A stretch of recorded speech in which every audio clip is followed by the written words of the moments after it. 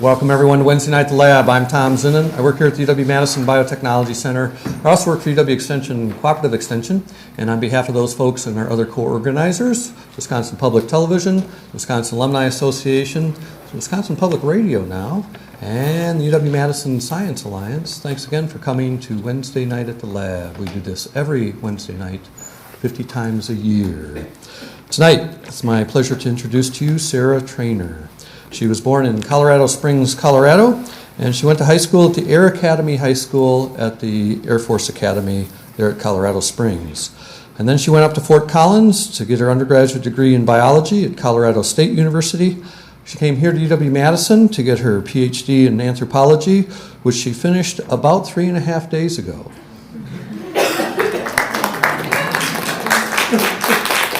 All right, it was earlier this year, but it's a lot better to say 3.5 days ago. She now works for the School of Medicine and Public Health. She's teaching medical students human anatomy, which is a good thing, because it's good to know. Tonight, she gets to tell us more about the continuing saga, one of the most interesting pieces and projects of research going on at this university in its long history. We're going to get to hear about the evolutionary significance of the limb ratios of Homo naledi. Please join me in welcoming Sarah Traynor to Wednesday Night at the Lab.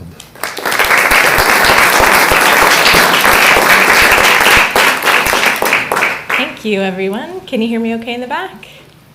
All right, thanks for the thumbs up. Okay, so I'm sure a lot of you have heard about Homo naledi before. Hands in the air if you have. Wow, okay. So this is the perfect audience.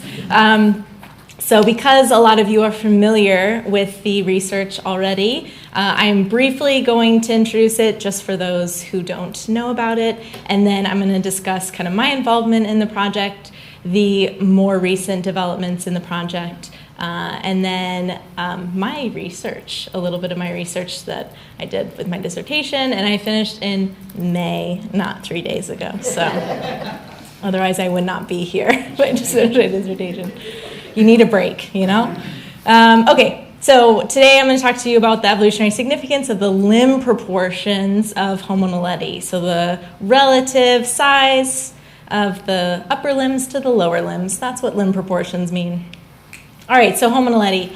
Way back in August of 2013, a simple plan was enacted, and Professor Lee Berger at the University of Witwatersrand was the guy to enact this plan. So let's set the stage. We're looking at South Africa in the cradle of humankind. This is about like an hour drive west of Johannesburg. And the cradle of humankind is an incredibly rich area full of hominin fossils.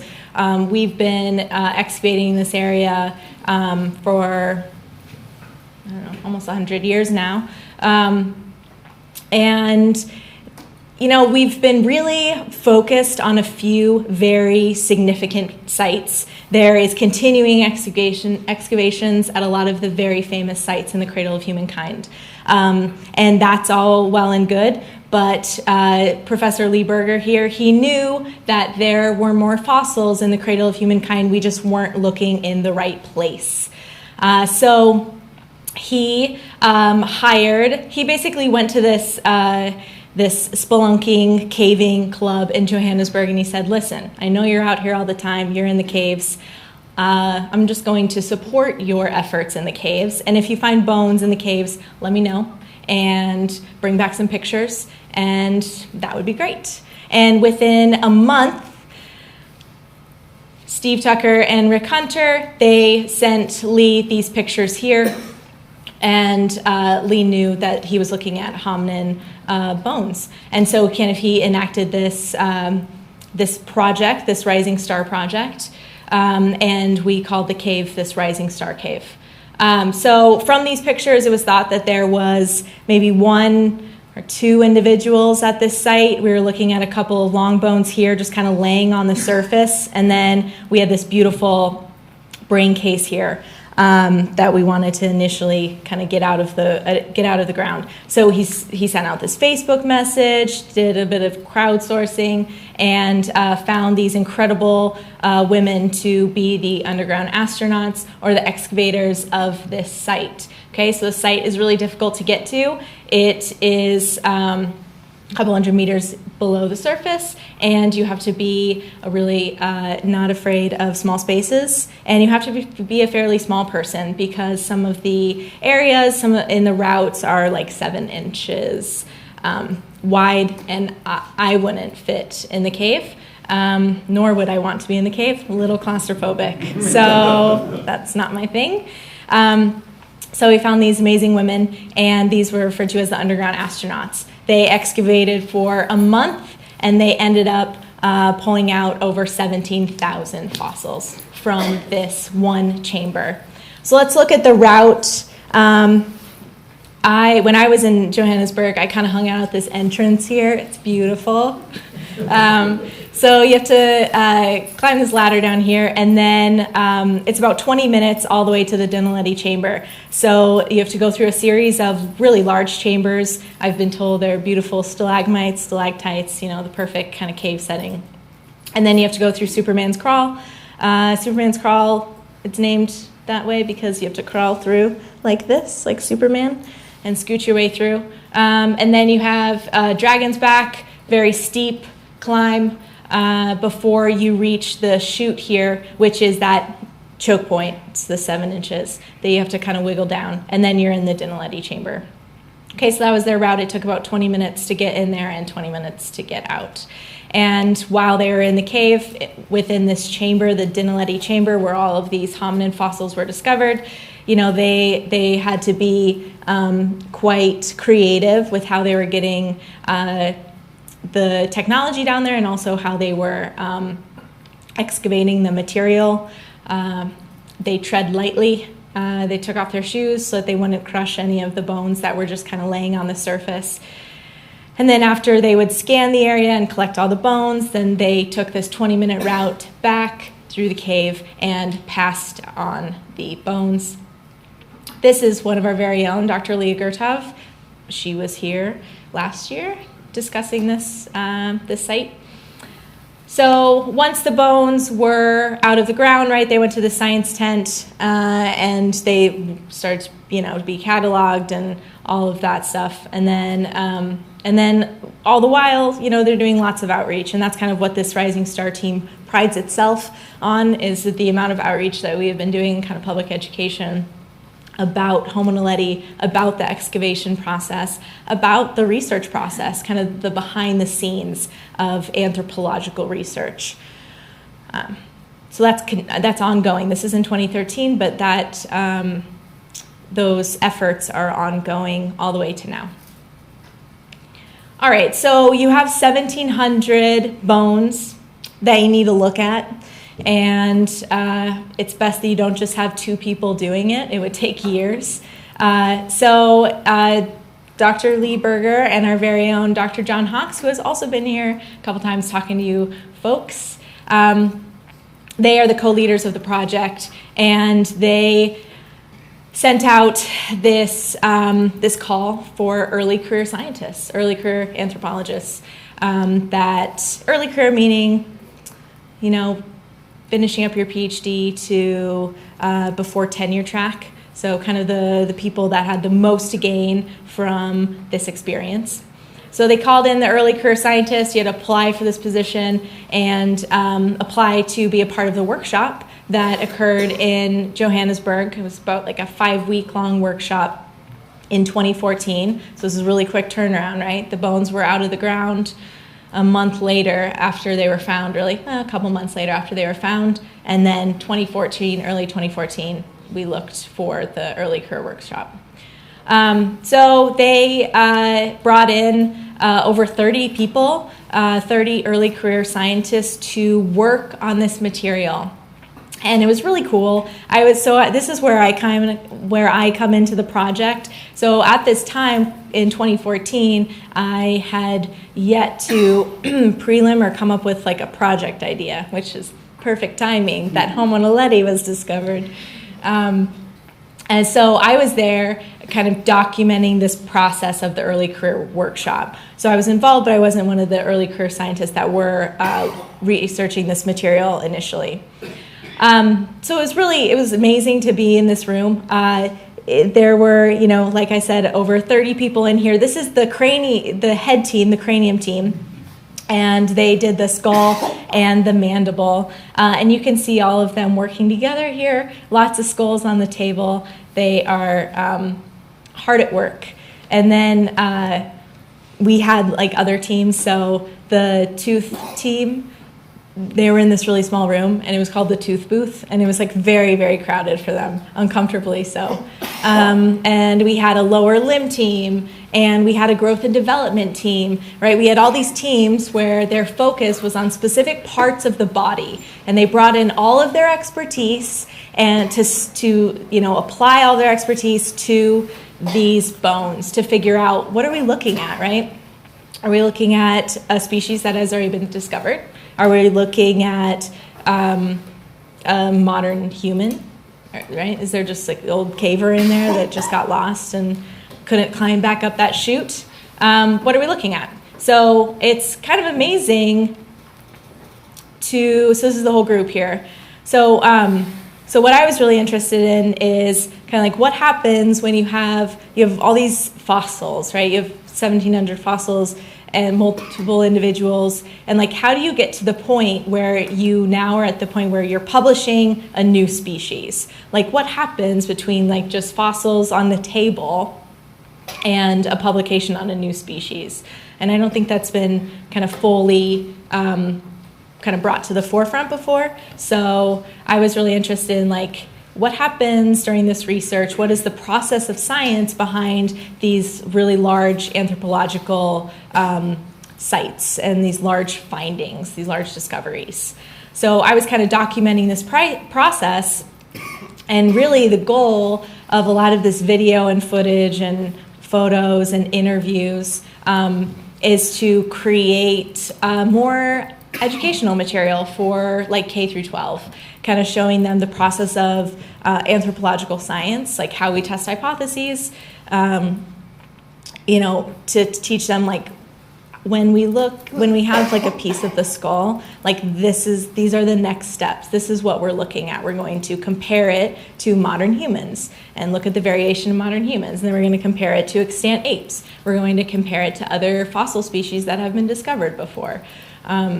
So it's really it's all comparative anatomy, really. That's the name of the game. And it's, it's going back to Sesame Street. Is this one similar to this one, or is it different? At the most basic level, this is what we're doing. You just have to know a little bit about bones in order to get there. So that is the goal of this footage, is to just show video this kind of setting here, where we have the lower limb team, Chris Walker, Damiano Marquis Chris Walker is from North Carolina, Damiano Marquis from Italy, and we have Pian Wei here from China, and they're all kind of working out these, they're looking at the bones, they're kind of working out these issues. And as you can tell, here we have all the Homo naledi femora kind of laid out in front of them, and then we have all of the fossil femora possible. These are all of the available fossil femora that we have. And, this is what they're doing. They're doing comparative anatomy, and it's kind of really interesting to kind of hear these conversations and kind of feel out the room. The lower limb team, they're oh yeah, this is really human-like. The tibia looks elongated. That's the shin bone. It's fairly long. It's kind of narrow, but looks pretty human-like. And then we have the pelvis team that they now go to the pelvis group, and they're well, let's the femurs, the thigh bone's connected to the hip bone, and so they're let's go over to the pelvis room. And then the pelvis team is no, this is the super old looking. This looks like an Australopithecine. This is nothing like human-like pelvis. And then they're at an impasse, right? So how do you kind of deal with the data? How do you explore these kind of mosaic findings in the fossil species? So it's kind of the process of science that I am interested in, this kind of early career workshop. And then we have this we have this limb head team again. I just loved how they had so many crania at the table. So they're comparing this small little fossil fragment here. This is a video, but I'm not going to show the video. But they have this small little fossil fragment that they're trying to place onto the human skull here. And then, of course, they're comparing it. This is chimpanzee. They're comparing it to other hominin fossils to figure out, like, what is it different? How is it different? How is it similar? So, because at the end of this, right, we have a bunch of bones, right, and it turns out as this. It turns out to be this kind of reconstructed hominin where we've made a lot of conclusions about its anatomy, about its morphology, about its behavior, right, just from these bones here. So I always think that that's interesting. So what we found, right, was that it was this highly mosaic, it had a highly mosaic species, and it had a lot of features that we had never seen before, right? And so we called it a new species because of that. All right, so since then, right, there has been ongoing excavations in the Rising Star Cave. So the initial excavation was in 2013. They brought people back in, some underground astronauts back in 2014, and they knew about this Lesedi chamber way back in 2013, but their primary goal was the Dinaledi chamber. They knew about this chamber, they knew that there were bones in it, but they needed to kind of like complete one task at a time. So they started the major excavations 2016, and the paper was published in 2017 about the hominin material that was discovered in the Lesedi chamber. So if this is the main surface entrance here in blue, the Lesedi chamber is closer to the entrance than the Dinaledi chamber here is in yellow. So the Lesedi chamber, in order to get down here, you got to take a right instead of a left. It's all about just traffic control, really. And it takes a little bit less time to get down there, but it's still a couple hundred meters down. And there are, of course, like a lot of goofy names for like the parts that they've been like stuck in. And then we get to this point here, which is the Lesedi chamber down here, and there were 3 individuals discovered in this Lesedi chamber. About 118 fossil fragments, way less than the 1,700 of the Dinaledi chamber, but like that's okay. We have a lot of stuff to work with, so 118 fossil fragments is just fine. So 3 individuals, right? We find this adult, this partial skeleton, which we've named Neo, and this adult is right next to an infant skeleton, which is really interesting. These bones, these individuals are placed up against the walls of the chamber, kind of like stuck in crevices, which is interesting. They found another individual here. The location of the second adult is here. So not as close as the male adult and the infant are to each other, but still there's a third individual in this chamber. When we're looking at Neo, this is the beautiful partial skeleton from the Lesedi chamber. What's really cool about this is that we have like a bit of the face, which we didn't have for out of the Dinaledi chamber. Usually, the face around this area is really tough to preserve because you have like really small nasal bones, and your zygomatics are fairly delicate. Those are your cheekbones, and so usually we just don't have a lot of the face preserved. And a lot of fossil hominins, a lot of it has just been reconstructed over the years. But we have like a bit of the face here. So obviously you could mirror image that and basically have a complete face, which is what we are now kind of 3D printing, and that's the 3D scan that's up online now, is of this kind of mirrored structure, so you could print out an entire skull. We just printed one out in our lab, and it took 4 days. It's a big skull, so it takes a little time if you're printing it off at the public library, which you very well could. All right, so this is Neo. This is that male skull, about 600 cc's. so a little bit larger than the cranial capacity from the Dinaledi chamber. This individual just looks a little bit more robust, but we have this partial skeleton, and anthropologists love partial skeletons. It gives us, they're important. It gives us a lot of information about one individual. Okay, like the Dinaledi chamber, when you have multiple individuals, right? You have like 15 individuals from that site. You have a little bit of information about a lot of individuals, but these partial skeletons give you a lot of information about one individual. So you can choose which one you like better. So, if you have a lot of information about one individual, it's not going to give you the range of variation for the species, but it's going to tell you what this one individual looked like, which sometimes that's all we have. All right, so that's like the newest discovery here, this partial skeleton. And then the date came out this year as well. It's been dated, the bones themselves have been dated to 230 to 330,000 years ago.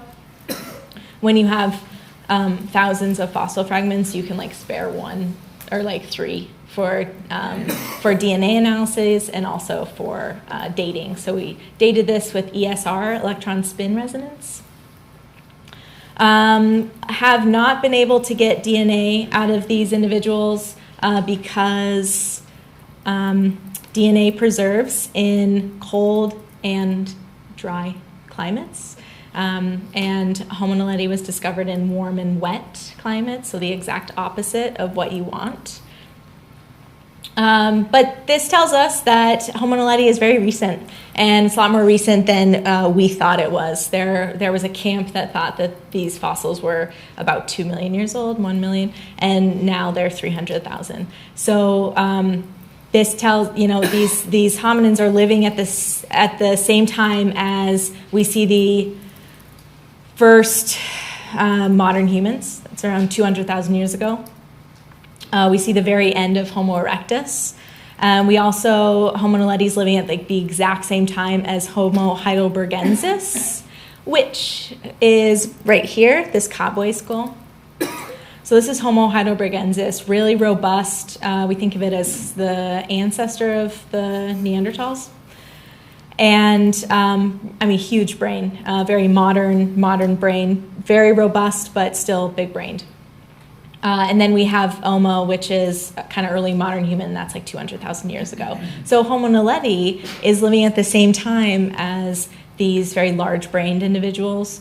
And that kind of is changing our entire paradigm of the fact that 300,000 years ago, very recent in our human evolutionary history, we thought that all big brain species were on the landscape surviving, they won, right?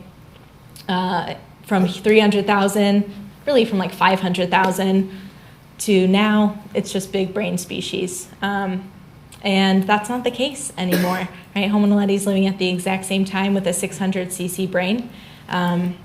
Chimpanzees are about 400 to 500. So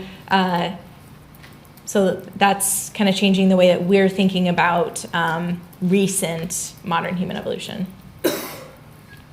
And of course, right, we have this small brain species, but we're wondering kind of, is this modern behavior, the intentional deposition of these 15 individuals into the Dinaledi chamber, or the intentional deposition of the 3 individuals in the Lassetti chamber, right? It seems like something's going on here. They're expending the energy to do something repeatedly that doesn't necessarily seem like it needs to be done. And so when that is happening, we tend to think that this is modern behavior because we do things that don't need to be done. That's what we're known for. So is this behavior expected for a 600 cc brain? I can tell you, if Homo naledi had a larger brain and it was 300,000 years old, we would not question it whatsoever. But it's because it has this smaller brain that kind of our paradigm is shifting, and we have to not put so much stock into having a large brain, I think. All right, right, so we have these kind of big questions, right? We have these big questions about the modern behavior, and we have the questions about like tool use, right? 600 cc's, are they using tools? Are they responsible for some of the tools on the landscape at that time? We certainly can't rule them out anymore, right? We find some stone tools, we find any sort of crushed bone, any evidence of butchery 300,000 years ago in South Africa. We can't rule out Homo naledi. So Homo naledi was not, like in the chamber themselves, Homo naledi was not discovered with any stone tools, but really they were just depositing the bodies. They weren't depositing anything else. And they weren't living in there, so they weren't like disposing of their trash in the caves, or at least in these chambers. Okay, so we have a big question. Diet, what were they eating? Were they competing with Homo heidelbergensis? Like, were they competing for food? What did that relationship look like on the landscape? What were their growth and development patterns, right? Did they have an extended juvenile period like modern humans? Or did they have a shorter juvenile period and kind of accelerated growth like chimpanzees? What is the variation in species? We can determine some of that from the Dinaledi chamber, and we know that they're not very variable at all. They're fairly... they look very similar to one another. And then my favorite thing to talk about is locomotion. Like, how were they moving on the landscape? What kind of activity patterns were they doing? How were they moving on the landscape? What was their posture? What was their positional behavior during the day? I think this is interesting. So I study limb proportions because I want to know about the locomotion of Homo naledi. So we define limb proportions as the relative limb length, size, and robusticity, so of the upper and the lower limbs. And when you're talking about relative limb proportions, you're talking about the relative size of the upper limbs to the lower limbs, right? As humans, we have a smaller upper limb compared to our lower limb because we rely on bipedal locomotion. All of our weight is kind of resting on our femoral heads, and we rely on our center of gravity to be at the femoral heads as well. So we use our limbs very differently than, let's say, a gibbon would use their lower limbs or their upper limbs, right? Gibbons are brachiators. They only just like swing in the trees, and so they have incredibly long arms and shorter limbs. If you were to compare, right, a gibbon femur compared to ours, their femoral head's going to be quite small because they're not putting any of their weight on their femur like we are. So these are kind of the things that we can glean from the limb bones in extant apes and also in modern humans. And then we can apply this information back to the fossil record to figure out how these hominins are moving around the landscape.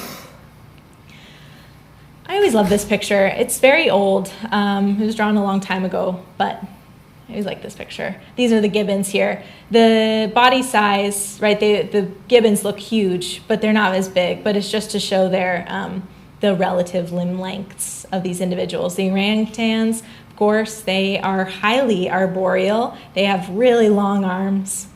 And then with the chimpanzees and the gorillas, those are knuckle walkers. So this means that they're quadrupedal, but because they're knuckle walkers, they have a little bit longer arms compared to their legs, but not much. It's not like a dog that has really equal arms and legs. And then we really have a question mark about these hominins. Are they more arboreal? Are they more terrestrial? What are they doing? All right, so limb proportions. Whenever we are looking at the bones, we are making a lot of assumptions about the musculoskeletal system. So we're letting the bones tell us something about the muscles, and then the muscles are going to tell us how they're moving around the joints, and then we kind of figure out how these hominins are moving on the landscape. So it's like this building block. So obviously, if you have this like tubercle that a muscle is attaching to, right, and it looks different in us than it does in gorillas, we are assuming that either the muscle's larger or smaller, or the muscle's oriented differently around that joint. So we're allowing the bones to give us a lot of information about the muscles.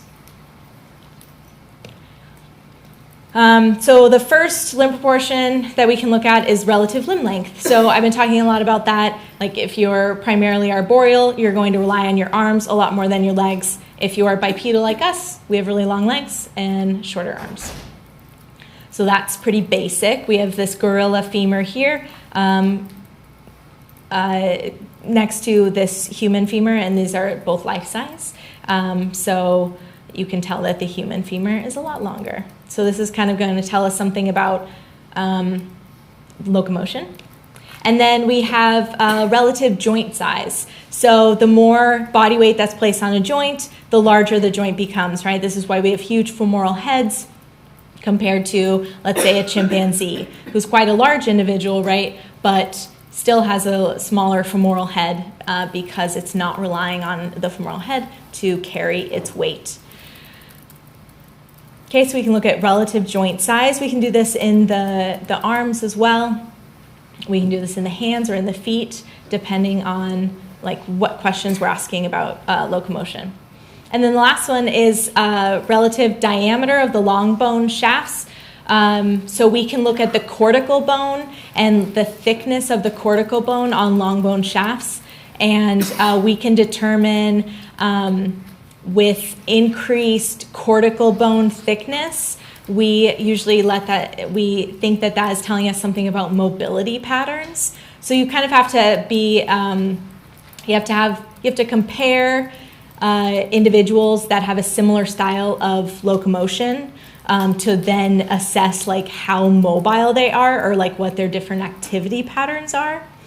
But if we're assuming that the hominin is bipedal, then we can assume that they're walking on two legs just like us, and then we can look at their mobility patterns compared to modern humans. So this is kind of cool. We have this late archaic species. We have a couple, this is a Neanderthal. So we have a couple late archaic humans on the left, screen left, and then we have early modern humans on the right, fossil species here. So we can look at the distribution of cortical bone and look at the thickness and be able to determine that the early modern humans, because they have thicker cortical bone, especially along this linea aspera of the femur, we can tell that the muscles are pulling on the bone more, and you have larger muscle mass that's pulling on the bone. It's remodeling the bone. And we can tell that these individuals, like this individual here, is more active and using their like legs in different ways than this individual here. Okay, so we kind of let that cortical thickness, the bone shaft, tell us something about activity patterns. So they do this a lot in like comparing humans, like hunter-gatherers versus agriculturalists. This is a big area of study because as soon as we stop being hunter-gatherers and we rely more on agriculture, then we are not as mobile as a species, and then it comes along with like a whole host of other like health issues because of that. But this is a big thing that we look at in that case. All right, so why do we care about limb proportions? Let's just review why we care here. We assume, right, hominins, the definition of being a hominin or a human ancestor means that you are bipedal, right? We immediately look for evidence that you are a bipedal hominin. You have evidence that you're walking upright. But this doesn't mean that all hominins are always terrestrial. It doesn't mean that the bipedal hominins aren't like in the trees sometimes, or like using a little bit of their arboreality, or they could just be kind of maintaining these arboreal features and just be on the landscape. Like we don't know how much arboreal behavior they are doing throughout their lives, but they have to be bipedal. They can be any kind of range of arboreal after that. Okay, so that is just like the definition of hominin. We don't assume that all of their arboreal behaviors just like goes out the window once they're bipedal. But, so that's like hominins in general, right? That's the Australopithecines, that genus. But as soon as we get to the origin of Homo, as soon as we get to our genus, we really want the species that are in our genus to be like terrestrial. We want to look for evidence that they have lost a lot of their arboreality, and they have an increased commitment to terrestrial long-distance walking. This is like a hypothesis that we always test when we're talking about the origin of Homo. Like, we want to see early Homo species relying on bipedalism and not really relying on any arboreal features, right? They're becoming more modern and less primitive in a sense, or less ancestral. Okay, so we don't, the origin of Homo, right? We don't have a lot of evidence of these early Homo species. We have a couple of partial skeletons, and from those partial skeletons I'm only going to show you 2 graphs during this presentation, so this is one of them. So if we are looking at the humerofemoral index, so this is the length of the humerus to the length of the femur. We're just looking at relative limb length, okay? And we have plotted here 1,200 Homo sapiens. So we have a mean relative limb length in modern humans. We have this really nice normal curve around it. So this Nereikotomy boy skeleton is down here, and Dmanisi. So this first red box is Homo erectus. So Homo erectus is within modern human range for humerofemoral index, and so we're thinking, great, they are less arboreal, right? They have the shorter arms, the longer legs. They're doing things that modern humans are doing because their skeleton looks like us, okay?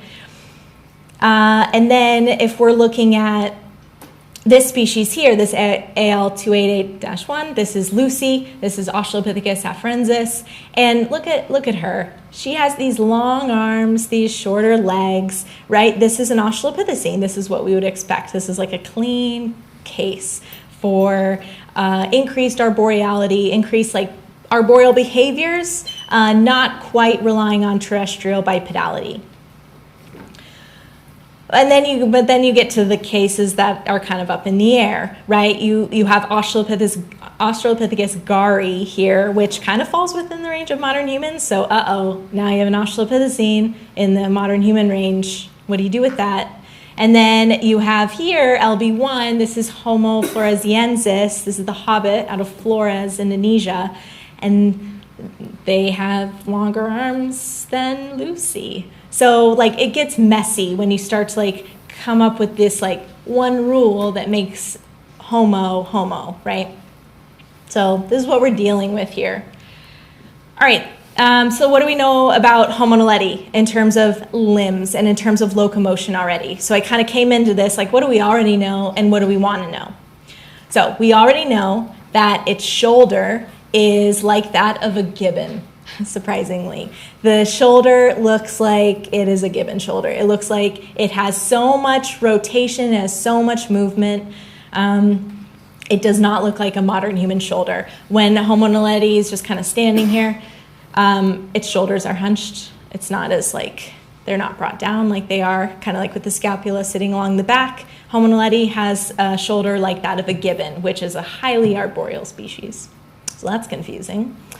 And then we have a really ancestral looking pelvis. This pelvis looks like that of Lucy's. So very Australopithecine like pelvis. It's very broad and flat rather than bowl-like, which is what modern humans are, right? And we care about the pelvis. We care about the shape of the pelvis because that tells us something about how center of gravity is being maintained from this trunk through the lower limb. Okay, and in the hand proportions, they have small hands, but the proportions are similar to those of modern humans. They have this long thumb, but if they were to extend their hands out, they wouldn't be able to extend them this way. Their fingers would look like this. Their fingers are curved. And curvature in fingers is interesting because if you're looking at a chimp baby, like a chimp infant, chimp babies do not have curved fingers. Their curvature in their fingers occurs throughout their life, the more arboreal they are. Okay, so you look at a chimp baby, straight fingers. And then you look at the juvenile and then the adult, they have really curved fingers because throughout their growing period, they are constantly grasping things. The tendons, the muscles, they're going to change what the bone looks like. And it's more productive for your hands to be curved if you're grasping things all the time and if you want a really strong grip on those branches. So, Homo naledi has curved fingers. So this tells us something about what they're doing throughout their life. This is happening because of behavior. This isn't genetic. All right. We also know that the tibia, so the shin bone, we don't know a lot about the femur, but we know that the tibia is elongated. So it's this really long and really narrow bone.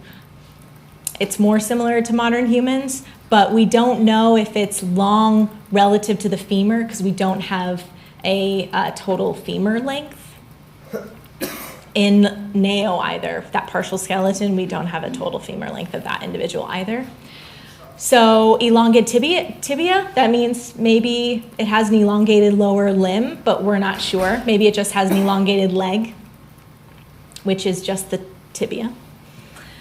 So this is what we know so far. And, the foot. The foot is incredibly modern. The foot, I had a colleague who studies the feet, and he said that if he was just looking at the foot, he would have thought that it was like a miner that like fell into the cave 40 years ago. He thought it was incredibly modern. But the toes are curved. So that means that they're grasping on to these, whatever, they're grasping onto something with like short toes. Okay, so we all know how like efficient that is with our toes, so I'm not sure what's going on. All right, so that's what we know, and my null hypothesis, right, is that Homo naledi, it's in the genus Homo. Our null hypothesis is usually that Homo naledi is like humans. It has human-like limb proportions, and then we test this null hypothesis, and we can either reject it or we cannot reject it. So this is what I'm going to do. So I studied the relative limb size of Homo naledi. Okay, so this is what we're working with. And when I was writing my dissertation, I didn't have Neo. So I was working with this like commingled assemblage here. So the majority of the fossil material is unassociated, right? You can't attain direct proportions. You can't say that this humerus goes with this femur and let's study this individual, right? Because there are 15 individuals and you can't actually say which bone belongs with which individual. So you can't study limb length because we don't have a lot of complete bones. We have incomplete bones. But what you can study, and what I did study, is joint size, because we have a few joint ends. Those are more likely to preserve than the shafts. And then we do have a few mid-shafts as well. Okay, so this is what I did. I studied the joint size and the mid-shaft diameter of Homo naledi. And I was able to gather 4 measurements on the upper limb. So measurement of the humerus, 2 of the radius, 1 of a carpal bone, a wrist bone. And then I took 4 measurements on the lower limb. So two femoral measurements. So 2 measurements on the femur, and then a measurement on the tibia, and then also a measurement on the ankle bone, the talus.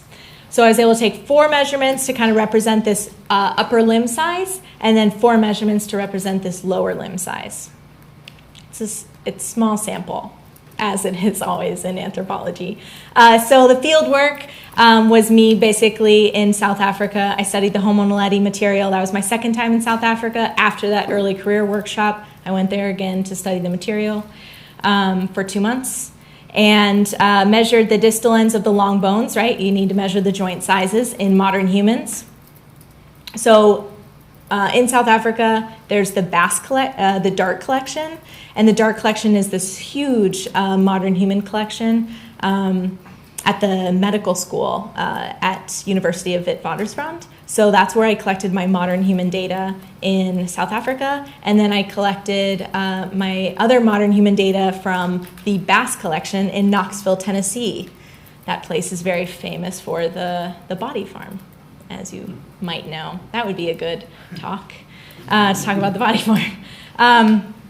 All right, so measured the distal ends of the long bones of these modern humans, measured the diameter of the long bones, just took the diameter of the midshaft here, and then tried to figure out the relative size of the upper limb to the lower limb.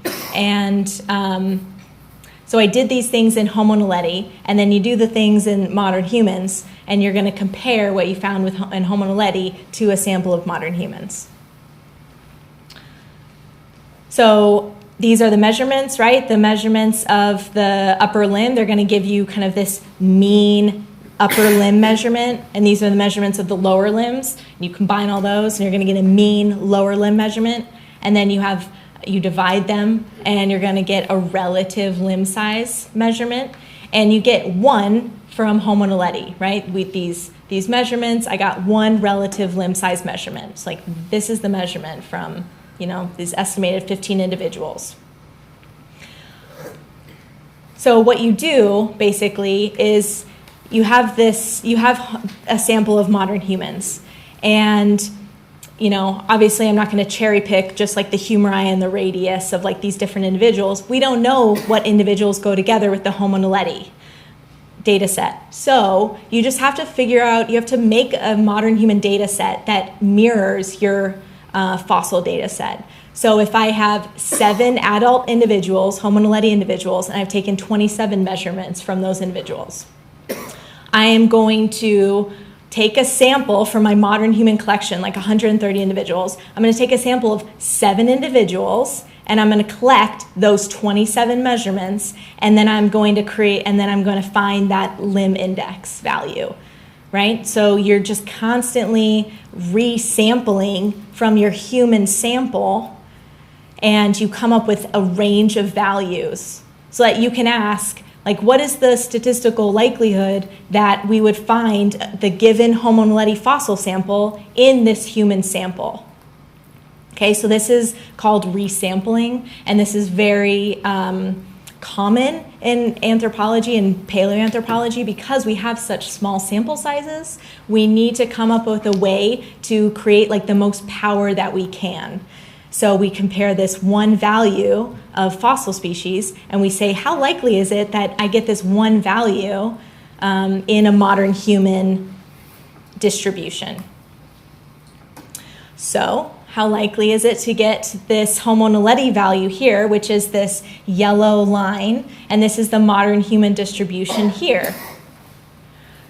And it turns out that it's likely. So the Homo naledi, this Homo naledi relative limb size value falls within the range of modern humans. So it falls within the possible combinations that you could create out of this sample of 130 humans. So it's not likely, right, to be human-like.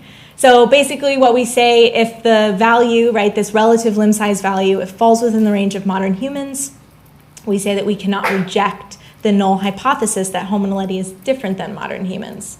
This isn't saying that Homo naledi has modern human limb proportions, it's saying that we cannot reject the hypothesis that it doesn't. Okay, so let's just be clear here. But that's really the best that we can do. We just say we cannot reject the null hypothesis that Homo naledi has human-like limb proportions, and we're really happy with that. So we say that Homo naledi maybe has these relative limb sizes that are similar to modern humans, but they're combining them with these arboreal features on their like shoulder and with their hands. So they're doing something that is very different than what modern humans are doing today, because we do not have curved fingers and we do not have curved toes, the majority of us probably, and we certainly don't have given-like shoulders. So what we're seeing is that Homo naledi could have these kind of more human-like proportions, upper limb size, lower limb size proportions, but they are combining them with these really kind of strange arboreal features that we don't see in modern humans today. So that means something to us, and that tells us that Homo naledi is moving around the landscape in a different way than modern humans are today, or modern humans were 200,000 years ago. So they're different. And there are some people that are now studying, I am not one of them, because I don't like rock climbing, but some people are studying rock climbing because there's a thought that these climbing behaviors, they're not arboreal, they're not in the trees, but they're on the rocks. They're doing what maybe baboons are doing. Climbing up cliff faces, staying away from predators. They're climbing throughout those caves. I mean, it's an interesting hypothesis. How are they using these caves, right? What are they grasping onto their entire lives to create these curved fingers? What are they doing, right? And on the landscape, there's some trees, not too many, and then there are some like rocks. So it's thought that maybe they are climbing rocks, using the rock faces in a different way than we are today. So people are studying baboons, baboon hands, baboon toes. And then also some people, my colleague also is studying rock climbers and studying the way that if you are a rock climber your entire life, is that going to change the way that your like fingers are positioned? Not necessarily saying the rock climbers are like this, but is it changing the morphology on a bit of your finger? So people are studying rock climbing, and this is like where we are right now with figuring out how Homo naledi is moving on the landscape. So that is all I have for you.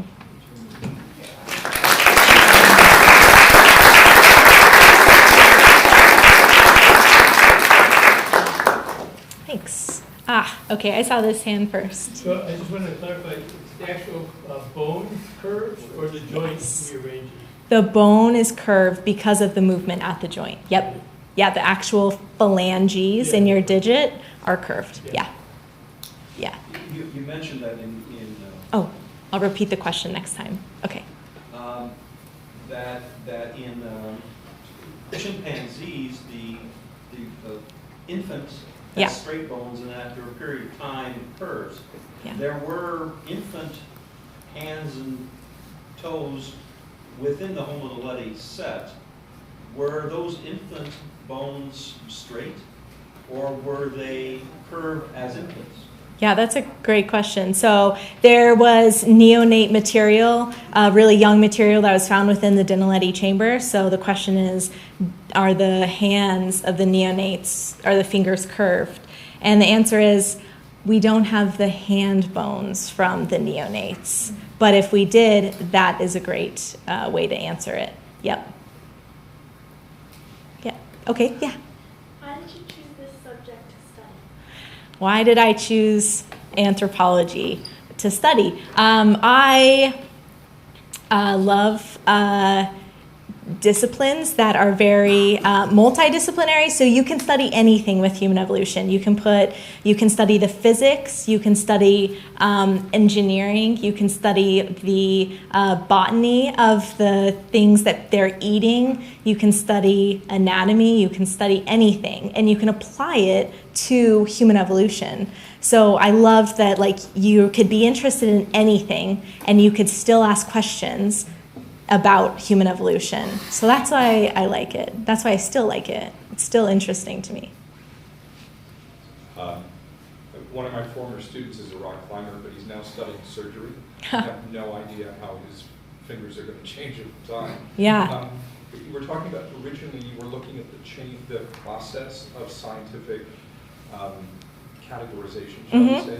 Did you see it changing either over the course of the 13 to 17 shift, the two different cave sections, and or did you see it changing when you became an active participant? That's a good question. So the question is, I was studying the process of science during this early career workshop. Did I notice any difference in the process in the studying of the Lassetti material or when I started to study the material? I was not there during the studying of the Lassetti material. It involved a smaller group. It was like a subset of people because there were just less bones. So I would expect that it would be different dynamics because there are less people involved.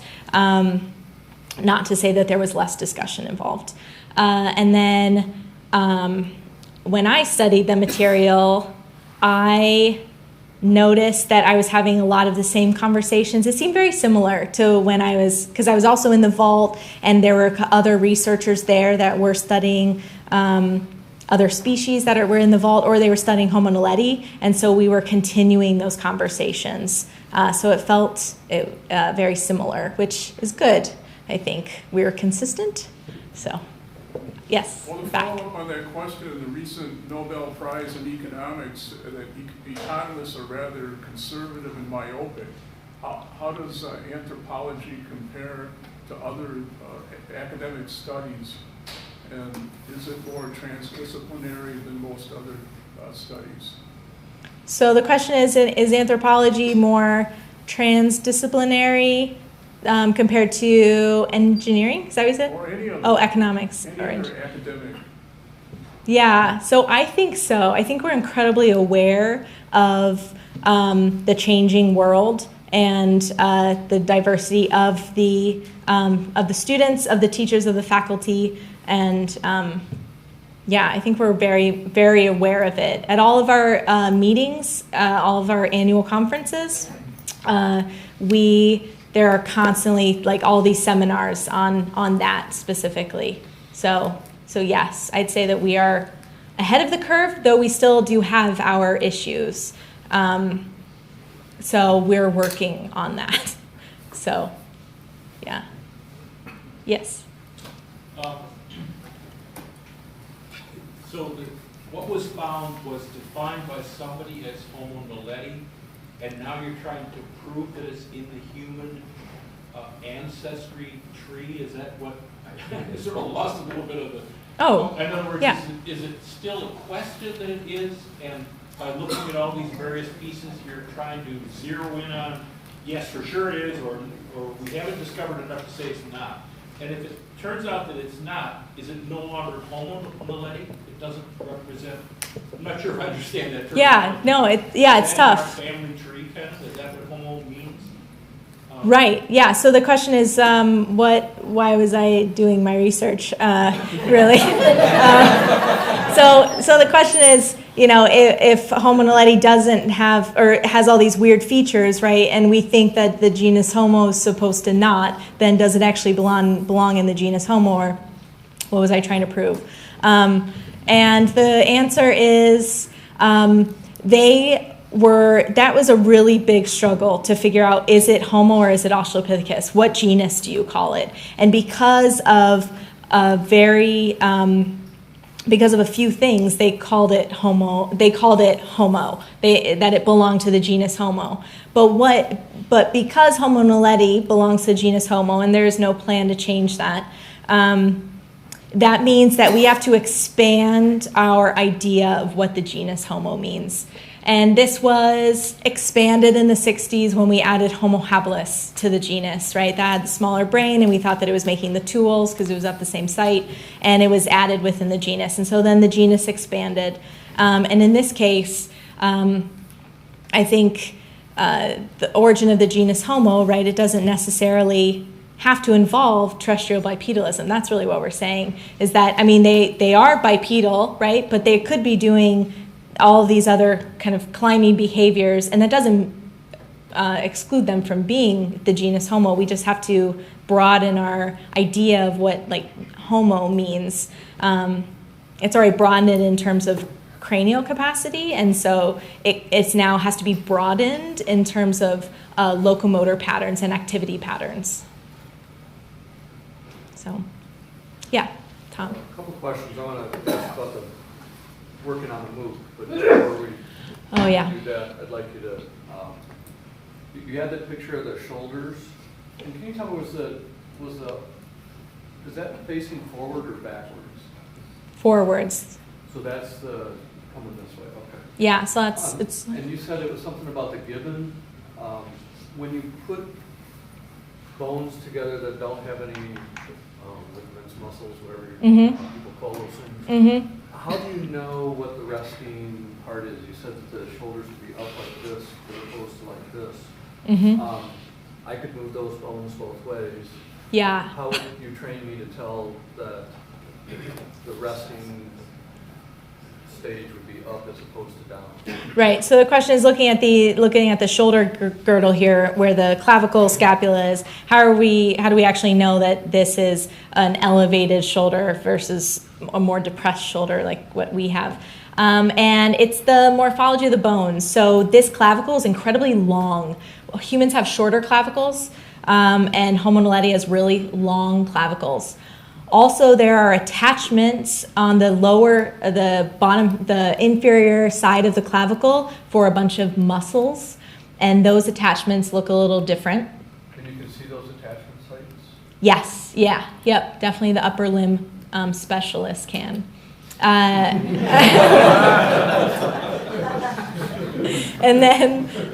then you can also. These are not the attachment sites you're looking for.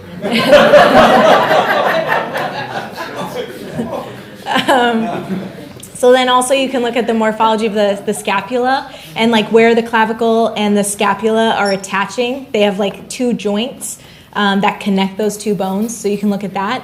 And then the last thing that they look at is the humeral head. There is a torsion measurement, and either the humeral head has some torsion or it does not.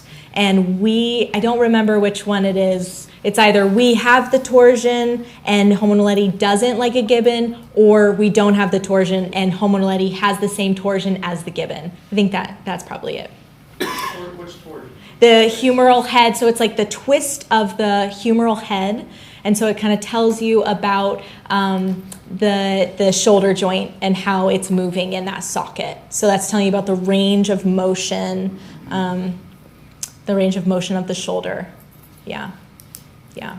And then could you talk about working on the MOOC for this project?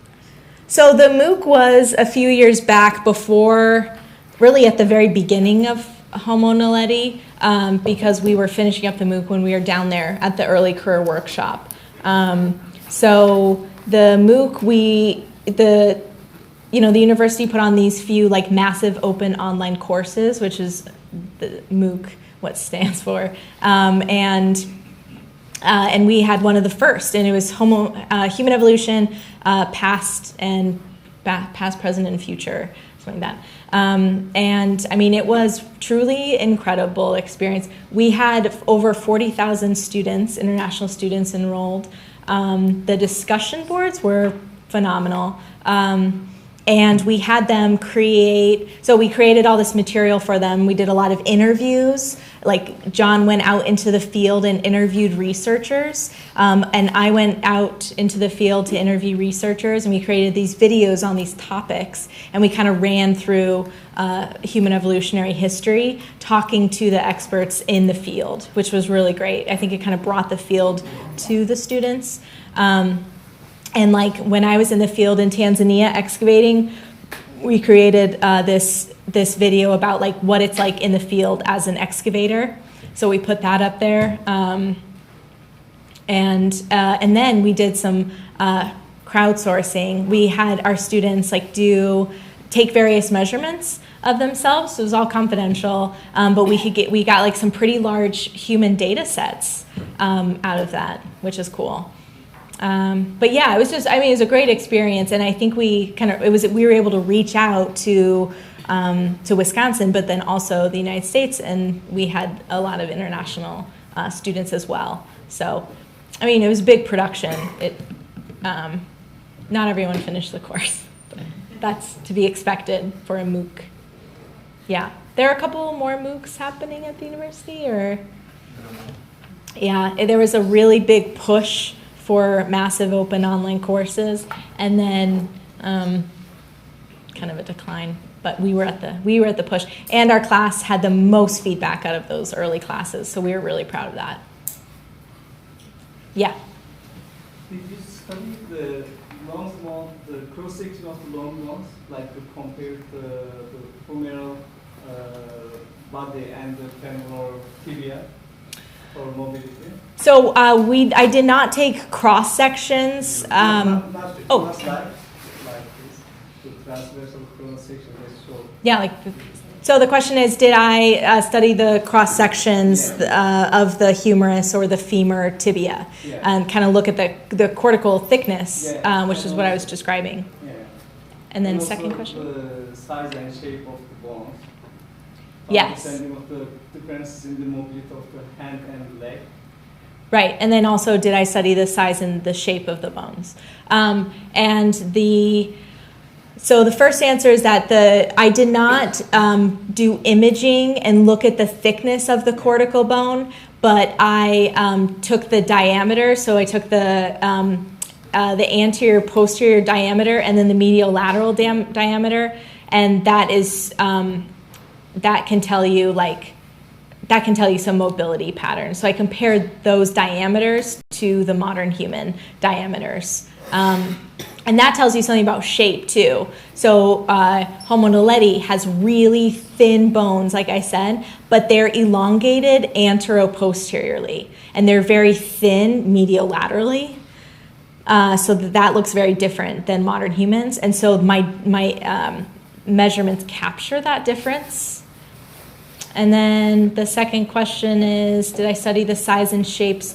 So my other paper, so this was like one of my papers in my dissertation, but the other one was about the size and shape of the toe bones and the length of the toe bones, because I tried to figure out if the toes were short or long, or if they were short like modern humans or long like extant apes. Because what were they grasping? Maybe they had curved phalanges because they had longer toes relative to humans. And I found that their toes are like modern humans. So yeah, does that answer your question? I looked at the size and the shape of the bones, and I tried to take the measurements that best represented the mobility pattern data that I could. Any other questions? Yes? When you say modern humans, do you mean the last 100 years? Or Yeah. Modern humans? Yeah, in paleoanthropological terms, modern humans evolved around 200,000 years ago. So Yep. you have samples, you can take samples from someone that you know was a human 200,000 years ago and use that as a comparison to a 300,000-year-old naledi? Is that what you were looking at, those ages? No, I was looking at recent living humans. Yeah. Is there any available data in a range that's between modern and 300,000 years ago? Is there where, in the middle, it's still human, you know it is, but they're different than we are, but they're closer to naledi now? I wonder if the sampling's too far away from each other to, Yeah, so the question is, should I use modern humans that are more close in age with Homo naledi to actually compare like to like chronologically? And the answer is, it would be nice if we had 130 modern humans skeletons from 200,000 years ago, but we don't. So we have very few. It's just like the fossil record is for Homo naledi. We have 15 individuals maybe from all over the world that are just as fragmented as Homo naledi. And so I could, and that's a good idea, to study those bones and compare them to modern humans and say, are we comparing like with like, and then are we being able to pick up the difference from Homo naledi? But we don't, it's not like we have a plethora of modern humans at 200,000 years ago. They're just as fragmented. Evolutionary progression of the shoulder blades, that naledi, and then you move forward 100,000 years, and they're still there, but they're starting to roll under. And then yeah, well, I don't know if there's any data that look at that. So the question is, are we going to see kind of this trend if we're looking at a more finite scale, time scale? Are we going to see the trend of just like a shoulder that's becoming more modern? But we have, we know what shoulders look like in Homo erectus, and we know what the shoulder looks like in other Homo species, and then we know what the shoulder looks like in modern humans, and then in extant apes. And so this, so we could, we do know that Homo naledi's shoulder looks different at 300,000 years ago than what is expected for modern humans at 300,000 years ago, or late Homo erectus. Like, it just looks different. They're doing different things. And I mean, who's to say what Homo naledi is going to look? I mean, we don't know how long Homo naledi lasted on the landscape, so it's hard to say like what it's going to look like in the future. But it's a pretty big change to happen over a couple 100,000 years. I mean, these are changes that happen over millions of years, and it's just the continuing of using this specific behavior that is continuing this morphology in the shoulders that we just don't use anymore. We lost it. So I don't know what they're doing. Another question? That answer? If not, thank you very much.